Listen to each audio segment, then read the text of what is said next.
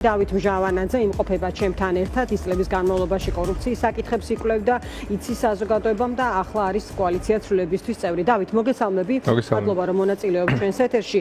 ანუ რისი თქმა შეგიძლია, მათ შორის საზოგადოებამ შაბათს გაიგო ამ საქმეზე, იმ გაგებით, რომ ძიება დაწყებული იყო, არსებობდა შიდა აუდიტის, ასე ვთქვათ, დასკვნა, გადაცემული იყო ანტიკორუფციულზე და მოკლედ დიდი ალბათობით შემდეგ რაღაც გარკვეული გაგრძელება და გვენახა ხო, თუნდაც ამ ინფორმაციის საფუძველზე სხვათა შორის მოვასმენინეთ სოხაძის განმარტება საზოგადოებას, რომელიც არ უარყოფდა და დარღვევებზეც ლაპარაკობდა. აი, რასთან გვაქვს საქმე, რა დარღვევებზე არის საუბარი და რამდენად არის ეს რაღაცა მცირე ნაწილი იმ კითხვებიდან გამომდინარე, რომელიც შეიძლება აი ამ პერიოდის განმავლობაში ამ საქმეებზე არსებობდეს და გაცილებით უფრო დიდ თანხებზე შეიძლება იყოს თუ არა საუბარი. კი ბატონო, მოგესალმებით, მივესალმებით თქვენს მაყურებელს.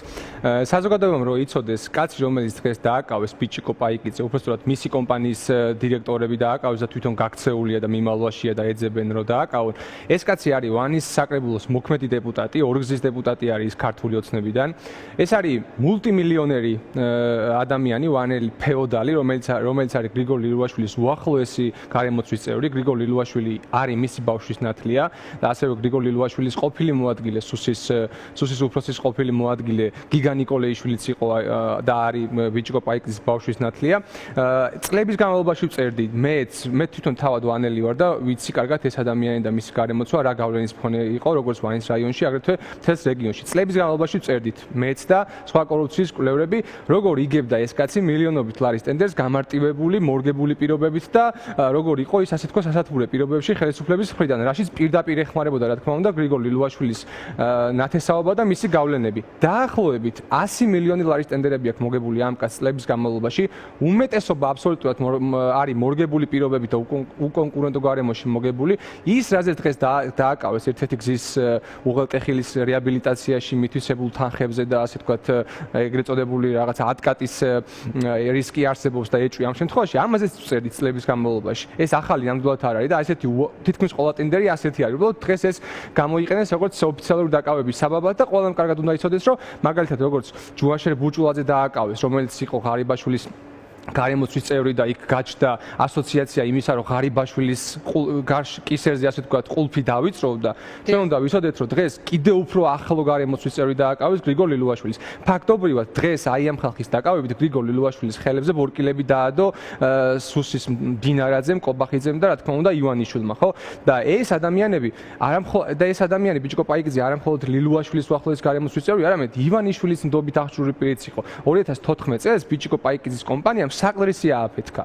RMG Gold-ის ქვეკონტრაქტორი იყო მისი კომპანია Georgian Energy, რომელმაც ააფეთქა საყდრისი, რომელიც კარგად ვიცით, რომ იყო ბიძინა ივანიშვილის პირადი ბიზნეს პროექტი და ამავე დროს ბიჭიკო პაიკიძის კომპანიებს შემდეგ წლებში ბიძინა ივანიშვილის სასტუმრო პარაგრაფში რაღაც სარეაბილიტაციო სამუშაოებიც კი აქვს ჩატარებული. ანუ იმდენად ახლო გარემოცვის წევრი იყო ეს ბიძინა ივანიშვილის, რომ აი ესეთ საქმეებსაც კი ანდობდა, მაგრამ დღეს ხედავთ, რომ ციხეში გაუშვეს ეს კაცი და მისი გარემოცვის წევრები და პირდაპირ ვიცით და ვანში თუ გაივლით და ვინმეს კითხავთ, ვინც ასე თქვა დაინტერესებული და ინფორმირებული ამ ამბით, ყველა გეტყვით და ყველამ კარგად იცის, რომ გრიგორ ლილუაშვილი დიდი ხანია, ასე თქვა, ფაქტობრივად de facto შინა პატიმრობაში არის და ყველამ კარგად იცის, რომ მას დაჭერას უპირებენ. და სხვა შორის ლილუაშვილიც იქედნება, რომ მე ამას ასე არ დავტოვებო და გარკვეული რაღაცა გზავნილებს უშვებს იმის შესახებ, რომ ასე ადვილად არ დანებდება. მე არ ვიცი. გზავნილების პასუხი მათ შორის იყო ის, რაც დღეს მოისმინა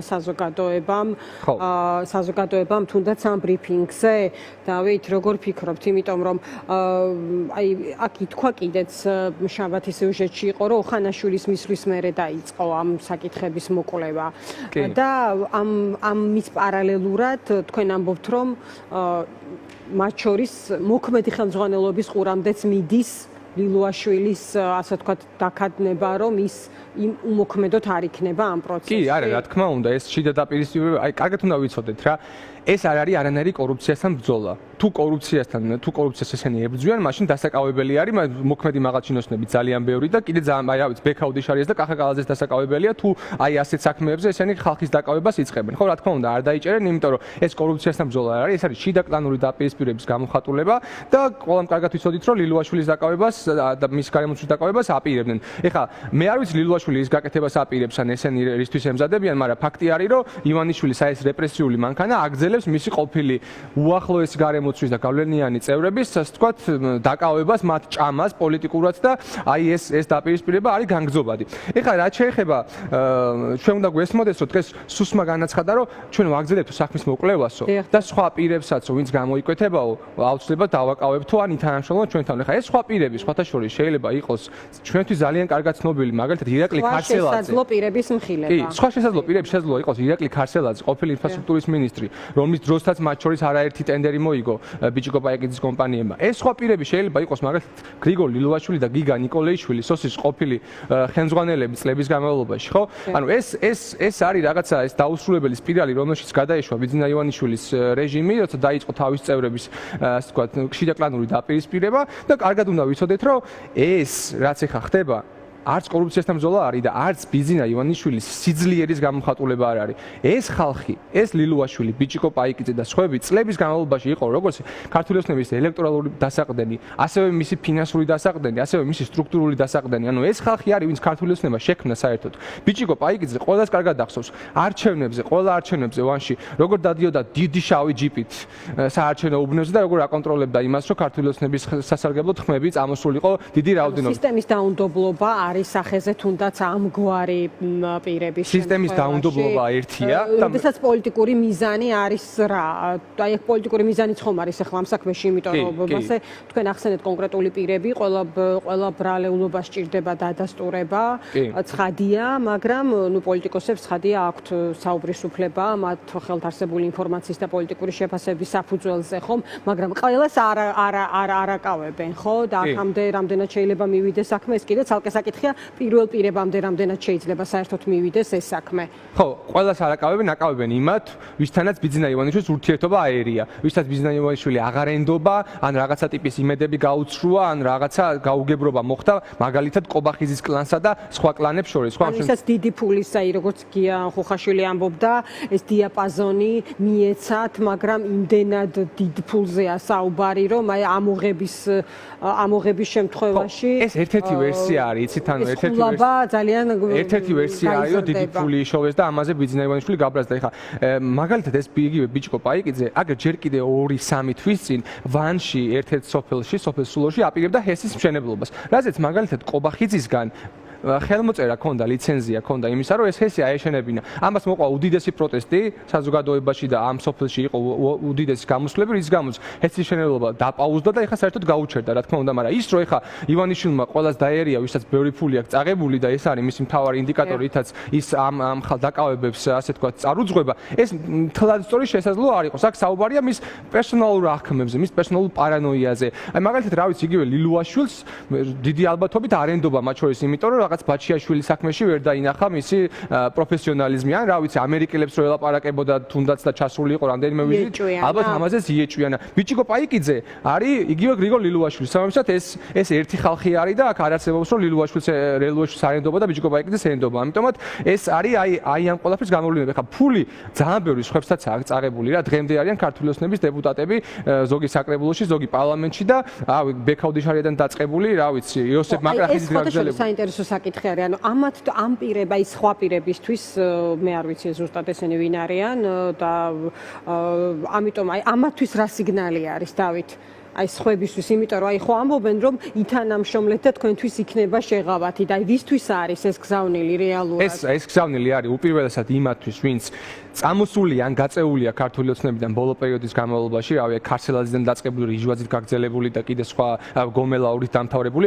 უპირველესად გზავნილია ამ ხალხისთვის, რომ იყავით ჭკვიანად, მოიტანეთ ფული, რაც მოსატანია და არანაირ წინააღმდეგობაში არ შემოხვიდეთ ჩვენთან, თორე აი ეს დაგემართებათ და თუ აქამდე მოდიოდა ივანიშვილისგან დაცულობა, ტენდერები, ფული და უსაფრთხოება, ეხლა მოდის დაშინება, ფილტვში ტყვია და ესეთი ტიპის დაკავებები. ხო, უპირველესად ერთი გზავნილი არის ამათთვის და მეორე მხრივ უპირველესად გზავნილი არის ქართული ოცნების მოქმედი წევრებისთვის, რომ არავინ ემანდ არ გაბედოს, რომ რაიმე წინააღმდეგობა გაწიოს, ან რაღაცა ივანიშვილის რეჟიმის წინააღმდეგ წავიდეს, ან რაღაცა ფული რაც მისატანია არ მიიტანოს. ანუ ჩვეულებრივი მაფიოზური რაღაცა სინდიკატი არის შექმნილი და ჩვენ კარგად ვიცით, რომ დინარაძესთან ერთად და კობახიძესთან ერთად, რომლებიც არიან სახელმწიფო სტრუქტურების ხელმძღვანელები, კონკრეტული კანონიერი ქურდები ყავთ შემოყვანილი ქვეყანაში, რომლითაც აგრეთვე აი ამ ფულის ამოღების სპეცოპერაციებს ახორციელებს ივანიშვილი. ანუ კრიმინალური სინდიკატი არის რეალურად და ეს რაც ხდება არის შიდა უმწვავესი კრიზისის გამოვლინება. კაი, დავით, აი ხა კიდევ რა შეიძლება ნახოს საზოგადოებამ, ჩვენ ბევრ მიმართულებაზე ვილაპარაკეთ, მათ შორის პოლიტიკურ მიზანზე და ასე შემდეგ, რა შეიძლება კონდეს დასახული ოცნება აქედან, მათ შორის არის თუ არა ეს გზავნილები იგივე მათი მომხრეების მიმართ და ასე შემდეგ, მაგრამ აი შემდეგი პროცესი რა შეიძლება იყოს, როგორ ფიქრობ? ეს არის რაღაც გარკვეული სანახაობა, სადაც რამდენიმე კურდღლის დაჭერას ცდილობს ახლა ქართული ოცნება, მაგრამ აი რა გაგრძელება შეიძლება კონდეს ამ ყველაფერს? მივა თუ არა საქმე პირველ პირებამდე, როგორ ფიქრობ და კიდევ რა შეიძლება ველოდე? ხო, ნუ ერთის მხრივ ცდილობენ, რამდენიმე მიზანი აქვს, რა თქმა უნდა, ერთის მხრივ ცდილობენ, რომ კორუფციასთან მებრძოლების რაღაცა იალიყი მიიწებონ და თითქოს აი როგორი დიდი რეორგანიზაცია ხდება და კორუფციას აღმოფხრიან თურმე მთელი ქვეყნის მასშტაბით. ერთი ასე ვთქვათ მიზანი ეს არის, ოღონდ ყველას ვარწმუნებ, რომ ეს არის აბსოლუტურად ტყუილი, არანაირი კორუფციის აღმოფხრა აქ არ ხდება, ეს არის ფულის ამოღება მათი ყოფილი ჩინოვნიკების ჯიბიდან, რომელიც მიდის ბიძინა ივანიშვილის ჯიბეში. აქ არანაირად ეს ფული არც ბიუჯეტში მიდის, არც ხალხს ხმარდება და რავი, ერთი შემთხვევა მაინც გითხრან, რომ აი აქედან ფული დავზოგეთ და ამოვიღეთ და აგერ რაღაცა ინფრასტრუქტურული პროექტი ავაშენეთ. ოცნების ლუსტრაციაც არის, იმიტომ რომ ჩვენ ახლა რატო უნდა კონდეს მოქალაქეს, აღარ მინდა სიღრმეში წავიდე, რომელიც რაღაც ყოველდღიური საჭიროებებზე გამკლავებას ცდილობს, იმის განცდა, რომ ყველა ფაქტზე ის გაიგებს და ყველას მოეთხოვება პასუხი, ხომ? აი აქ არის სწორედ კითხვის ნიშნები, რომ ეს არის თუ არა შერჩევითი ეს პროცესი და ეს შერჩევითობა რა პოლიტიკურ მიზანს შეიძლება ემსახურებოდეს. ეს მით უმეტეს 2 მილიარდის გათეთრების შემდეგ, რომ არაფერი მოგვისმენია, როგორ გაგრძელდა ეს პროცესი და ერთი ჯიხურის და ერთი მეპატრონის დონეზეა ჯერჯერობით შეჩერებული, ესეც იწვევს არაერთ კითხვის ნიშანს. აბსოლუტურად შერჩევითი პროცესია. ყველა მხოლოდ იმ ადამიანების გარშემო ხდება ეს დაკავებები და ეს რეპრესიები, რომლებიც ქართულ ოცნებას გაემიჯნენ, ან ქართულ ოცნებამ გამოყარა იქიდან, ან ვისაც ივანიშვილი აღარ ენდობა. სხვები, ვინც გუნდში დარჩნენ, გაცილებით კორუმპირებულები, გაცილებით ასე ვთქვათ, დიდრები და გაცილებით ღრმა ჩაფლულები კორუფციაში, ამ ადამიანებს ეს რეპრესიები არ ეხება და ჯერჯერობით არ შეეხებათ, იქამდე სანამ ივანიშვილის კეთილგანწყობა აქვთ.